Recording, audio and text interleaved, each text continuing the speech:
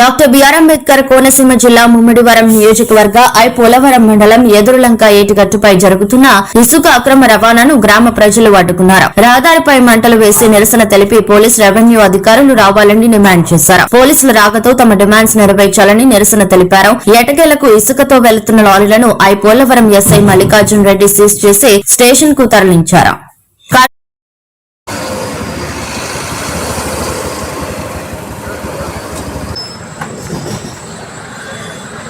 నా వంతు నాకున్నటువంటి శక్తి వరకు నేను 100% నేను నా ఎఫర్ట్స్ మాత్రం చూపిస్తాను.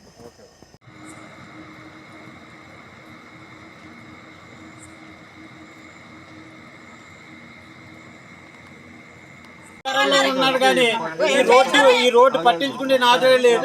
మళ్ళీ తీరాబోసి అంటున్నాడు వైసీపీ వాళ్ళు 3 కోట్లు తినేశారు, మీరు ఏం చేయగలుగుతున్నారు అని అడుగుతున్నారు మమ్మల్ని. ప్రతిపక్షంలో ఉండగా ఎమ్మెల్యే గారు ఏం చేశారో మాకు అర్థం అవ్వట్లేదు.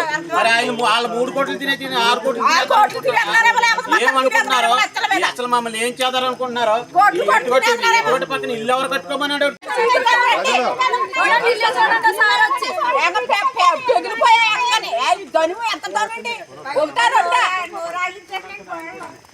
కొట్టుకున్న పంపులు కూడా